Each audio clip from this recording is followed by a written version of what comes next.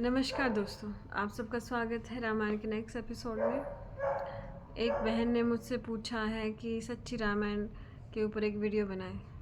तो सच्ची रामायण क्या है? देखिए, आपको और हमें कुछ संस्कार मिले हैं जो पीढ़ी दर पीढ़ी चलते रहते हैं। तो उसी तरह से अभी आपने टीवी सीरियल्स में देखा होगा रामायण को। अभी दूसरी रामायण बनी है, ऐसे ही महाभारत बनी है। तो जैसे जैसे समय बीतता जाता है, लोग अपने अकॉर्डिंग उसमें बदलाव करते रहते हैं, राइट। महाभारत में तो सीरियल जो आते रहते हैं उसमें बहुत ही वो दिखाया है। श्री कृष्ण पे सीरियल बने हैं, उनमें बहुत ज़्यादा बदलाव आ गया है।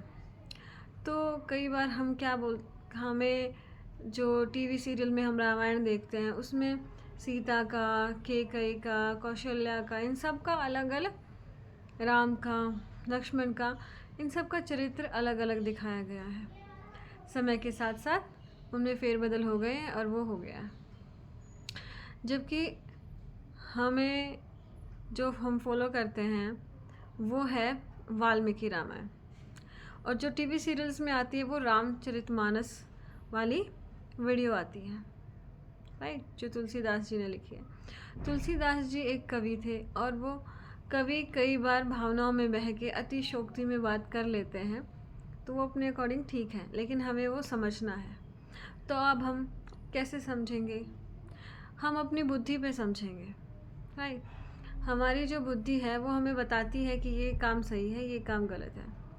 जब हम छोटे बच्चे होते हैं तब हमारे माँ बाप ऐसा हमें बताते हैं कि क्या सही है, क्या गलत है। ऐसे ही जब हमारी बुद्धि विकसित होती है, हमें एक्सपीरियंस होते हैं, तो हमें वो हमारी बुद्धि डिसाइड करती है कि क्या सही है और क्या गलत है, राइट। कई बार क्या होता है, कुछ गलत चीज़ें समाज में अपना ली जाती हैं, राइट। जैसे अभी हमने अपना लिया है कि कोई भी त्यौहार हो तो नाच गाना करो और ख़त्म, बर्थडे में केक कटेगा, ये चीज़ हमने अपना ली है, राइट। और बच्चे प्रेशर डालते हैं तो वो करते भी हैं। तो इसी तरह से जो रामायण में सीता का चरित्र है, लक्ष्मण जी का, राम जी का, वो धीरे धीरे उसमें चेंज आ गया है। तो फिर हम कौन सी रामायण को पढ़ें? तो जो वाल्मीकि वाली रामायण है आप उसे पढ़ें, और उसे भी आप ये ना समझें कि ये भी पूरी सच है। अपनी बुद्धि लगाए जहाँ भी आपको लगता है कि राम इतने अच्छे और सच्चे इंसान थे, तो क्या वो ऐसा कर सकते हैं या वो ऐसा कर सकते हैं, राइट। जब जब सारे लोग अच्छे थे, सतयुग था, तो क्या ऐसा हो सकता है? तो आप अपनी बुद्धि पे भी थोड़ा बल दें। और कई बार हमें हमारी बुद्धि भी सही मार्ग पे नहीं चलती है, वो भी खराब हो जाती है। तो अपनी बुद्धि में ज्ञान कैसे डालना है, वो आपको योग के थ्रू डालना पड़ेगा, ध्यान करना पड़ेगा, राइट। अपने मन को कंट्रोल में करना होगा। तो धीरे धीरे आपको आपके सारे क्वेश्चंस के आंसर मिल जाते हैं, राइट। तो किसी के कहने से, कहीं पे सुनने से आपको अधूरा ज्ञान मिल सकता है, लेकिन जब आप उन बातों पे चिंतन करेंगे, ध्यान करेंगे उन बातों का, तो आपको परमेश्वर, ईश्वर खुद आपके अंदर वो ज्ञान डाल देंगे। तो मैं वाल्मीकि वाली रामायण ही आपके सामने प्रस्तुत करती हूँ, क्योंकि इसमें मुझे तुलसीदास जी वाली से काफ़ी बातें ठीक लगी।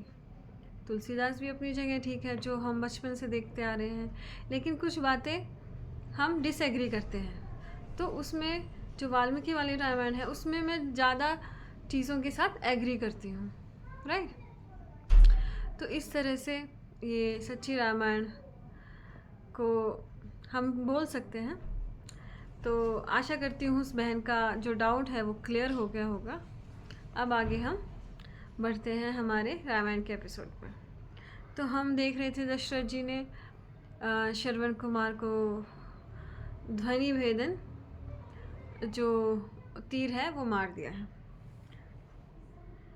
हे देवी, वही स्वयं किया हुआ मेरा पाप दुख के रूप में मुझे इस प्रकार प्राप्त हो रहा है, जिस प्रकार अज्ञानवश बालक विष खाकर कष्ट सहता है। देवी, यह उस समय की बात है जब तुम्हारे साथ मेरा विवाह नहीं हुआ था और मैं युवराज था। उन्हीं दिनों एक बार काम के वेग को उत्तेजित करने वाली वर्षा ऋतु आई। उस अत्यंत सुखद समय में मैं शिकार खेलने की इच्छा से कवच धारण कर, धनुष हाथ में ले, रथ पर बैठकर सरयू नदी के तट पर गया। रात्रि में जल पीने के लिए नदी के घाट पर आने वाले वन भैंसे, हाथी अथवा अन्य किसी बनैल पशु को मारने का इच्छुक मैं उस समय इंद्रियों के अधीन हो गया था। इसी बीच अंधकार युक्त प्रदेश में जल भरते हुए घड़े का शब्द सुन मैंने समझा कोई हाथी चिंघाड़ रहा है। मुझे दिखलाई कुछ ना पड़ा, मैंने केवल शब्द ही सुना। मैंने तरक से सर्प विष सदृश तीक्ष्ण और चमचमाता हुआ बाण निकालकर उस हाथी को भेदने की इच्छा से शब्द की ओर लक्ष्य करके छोड़ दिया। मैंने जो ही भयंकर सर्प विष के समान तीक्ष्ण उस बाण को छोड़ा, तो ही मुझे उस स्थान पर किसी वनवासी का शब्द स्पष्ट सुनाई पड़ा। बाण से मर्माहत होकर गिरते हुए किसी व्यक्ति का हाय हाय शब्द सुना हुआ। उस करुणापूर्ण वाणी को सुनकर मैं बहुत दुखी हुआ। दीन और उदास होकर मैं सरयू तट के उस स्थान पर पहुंचा जहां एक तपस्वी बाण से घायल पड़ा था। उस तपस्वी के लिए सिर की जटाएं बिखरी हुई थी। घड़े का जल फैल गया था, शरीर रक्त एवं धूल से व्याप्त था। वह भूमि पर पड़ा था और बाण की व्यथा से तड़प रहा था। मुझे भयभीत और विकल जान अपने दोनों नेत्रों से मेरी ओर देखकर और मुझे अपनी नेत्र अग्नि से दग्ध करते हुए वह ये कठोर वचन बोला। राजन, वन में निवास करने वाले मैंने आपका क्या बिगाड़ा था?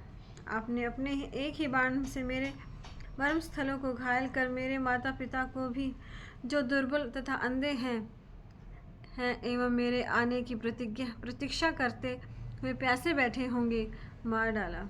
हे राजन, अब आप शीघ्र मेरे पिताजी के पास जाकर उन्हें यह समाचार दो।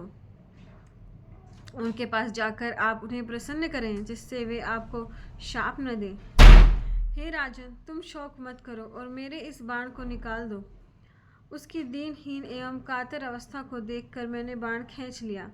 बाण खींचते ही उस मुनिपुत्र ने अत्यंत भयभीत हो मेरी ओर देखा और अपने प्राण छोड़ दिए। महाराज ने अपने कथन को जारी रखते हुए कहा, मुनिपुत्र, श्रवण कुमार के प्राण छोड़ने पर अपने कर्तव्य का निश्चय कर मुनिपुत्र के कलश में जल भरकर उसे उठा। उसके बतलाए मार्ग से मैं मुनि के आश्रम में गया।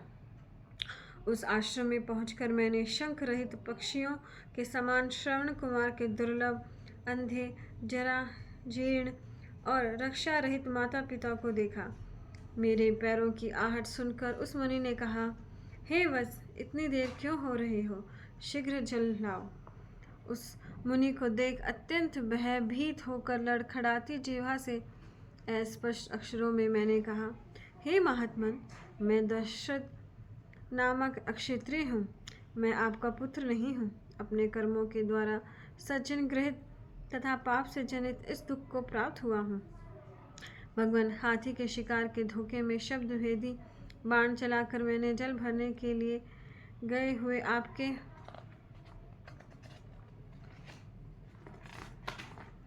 पुत्र को मार डाला है।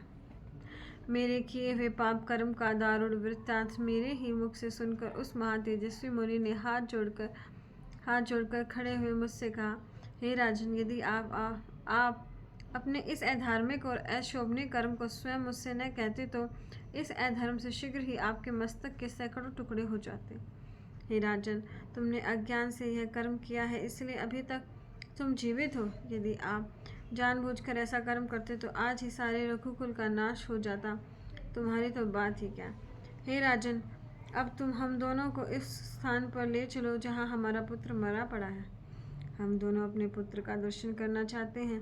हे कौशल्य, ऐसा उस मुनि ने मुझे कहा। मैंने अकेले ही अत्यंत दुखित श्रवण कुमार के माता पिता को वहाँ ले जाकर उनके मृत शरीर का स्पर्श कराया, क्योंकि वो अंधे थे, देख तो सकते नहीं थे। वे दोनों तपस्वी अपने मृत पुत्र का स्पर्श करके उनके शरीर पर गिर पड़े। फिर उसका पिता कहने लगा, हे वत्स, तूने आज न तो मेरा अभिवादन किया और न ही तू मुझसे बोल रहा है। तू भूमि पर क्यों पड़ा है? तू मुझसे रुष्ट है? अब श्रवण के पिता दुखी होकर अपने बच्चे से ये बात बोल रहे हैं। हे वत्स, इस अंधी तपस्विनी दुखिनी एवं पुत्र वत्सल्या तेरी बूढ़ी माता का भरण पोषण अब मैं कैसे करूँगा? हे पुत्र, उठो, आज तुम यमपुरी को मत जाओ, कल तुम अपनी माता और मेरे साथ ही चलना। तेरे बिना हम दोनों शोकार्थ, अनाथ और दीन होकर इस वन में पड़े हैं। तुम्हारे बिना हम दोनों भी शीघ्र ही मृत्यु को प्राप्त हो जाएंगे। इस प्रकार वह दीन तपस्वी बार बार करुणापूर्ण विलाप कर स्त्री सहित अपने मृत पुत्र को जलाजीर्ण मृतक शरीर का स्नान आदि कराने में प्रवृत्त हुआ। महातेजस्वी तपस्विनी ने भार्या सहित झटपट पुत्र को जलांजलि देकर हाथ जोड़कर सामने खड़े हुए उससे कहा, जिस प्रकार आज मैं पुत्र वियोग से दुखी हो रहा हूँ, उसी प्रकार तुम भी अपने प्राण प्रिय पुत्र के शोक में प्राण त्यागोगे। तो ये शाप मिला था दशरथ जी को। इस प्रकार मुझे शाप देता था, नाना प्रकार से विलाप करते हुए चिता की अग्नि में देह को भस्म करके वे दोनों स्वर्ग चले गए। हे देवी, स्मरण करते हुए आज मुझे अपना वह पाप कर्म स्मरण हो आया है जो मैंने मूर्खता व शब्द भेदी बाण चलाकर किया था। हे देवी, उसी पाप रूप कर्म का फल आज मेरे सामने है। यह कहकर मृत्यु भय से रस्त होकर रोते हुए महाराज दशरथ कौशल्या से कहने लगे, पुत्र शोक के कारण अब मैं प्राण त्याग रहा हूँ। हे कौशल्य, अब मैं तुम्हें आँखों से देख नहीं पा रहा हूँ, अतः तुम मेरे शरीर का स्पर्श करो। हे कौशल्य, आँखों से तू मुझे दिखाई नहीं देती और मेरी स्मरण शक्ति भी नष्ट होती जा रही है। उधर यमराज के दूत चलने के लिए शीघ्रता कर रहे हैं। इससे बढ़कर मुझे और क्या दुख होगा कि मैं मरते समय भी सत्य पराक्रमी धर्मात्मा राम को नहीं देख रहा हूँ। हाँ राघव, हाँ महाबाहु, हाँ मेरे शोकों को नष्ट करने वाले, हाँ पिता के प्राण प्रिय पुत्र रघुकुल दीपक, तुम कहाँ हो? हाँ कौशल्या, हाँ तपस्विनी सुमित्रे, हाँ कुलनाशिनी शत्रु रूपा दया हीना केकई, आज मैं प्राण छोड़ रहा हूँ। इस प्रकार राम, माता कौशल्या और सुमित्रा के समीप महाराज दशरथ ने पुत्र शोक में विलाप करते हुए अपने प्राण त्याग दिए। तो दशरथ जी ऐसे पुत्र वियोग में अपने प्राण त्याग देते हैं और जो पीछे उन्होंने पाप कर्म किया था उनका उन्हें फल मिल जाता है। तो आप भी दुख से निर्वृत्त होना चाहते हैं तो कोई भी पाप कर्म ना करें, क्योंकि फल तो अवश्य मिलेगा। अभी आप कई बार बोलते हैं कि अरे इस मनुष्य जीवन में हमें तो हम अच्छे हैं लोग हैं, हमें फिर भी फल मिल रहा है, और जो बुरे लोग हैं उनको कभी मिलता ही नहीं है बुरे कर्मों का फल। तो ईश्वर आपको इस जन्म में स्वतंत्र रखा है आपको, राइट, लेकिन फल सबको मिलता है। जैसे जो ब्रह्मचारी होते हैं दूसरे लोगों के साथ कुकर्म करते हैं, तो उन्हें अगले जन्म में उस पाप का फल मिलता है, वो वृक्ष बन जाते हैं, फिर वो कभी सर्दी गर्मी उन्हें सहना पड़ता है, राइट। तो इस तरह से पाप कर्मों का फल अगले जन्म में भी मिलता है, इस जन्म में भी मिलता है, उन्हें शांति नहीं मिलती है, लेकिन हमारे देखने में असंतुष्ट हो जाता है कि अरे इनके पास तो इतनी दौलत है, तो इन्होंने तो अच्छे कर्म किए होंगे, हमारे पास दौलत नहीं है तो हमने बुरे कर्म किए। ऐसा नहीं है। सबसे बड़ा सुख है हमारी अंतःकरण की शांति, हमारे मन की शांति। अगर हमारे मन में शांति नहीं है तो हम सुख को भी नहीं भोग सकते, राइट। अगर हमारे मन में शांति है तो हमें दुख में भी ईश्वर भक्ति हम कर सकते हैं और हमें आनंद मिल सकता है। हम ये देख सकते हैं कि अरे वाह, अभी दुख आ गया, अब तो पक्का सुख आएगा, तो हम खुश हो जाते हैं। तो जो ज़्यादा खुश है वो अच्छा इंसान है, और जो इतनी दौलत पाकर भी जो दुखी है, वो सोचिए वो कितना निर्धन और कितने बुरे कर्म किए होंगे उसने, कि उसके पास ऐशो आराम तो है, लेकिन उसे भोगने के लिए उसके मन में शांति नहीं है। तो इन्हीं शब्दों के साथ आज इतना ही। बहुत बहुत धन्यवाद।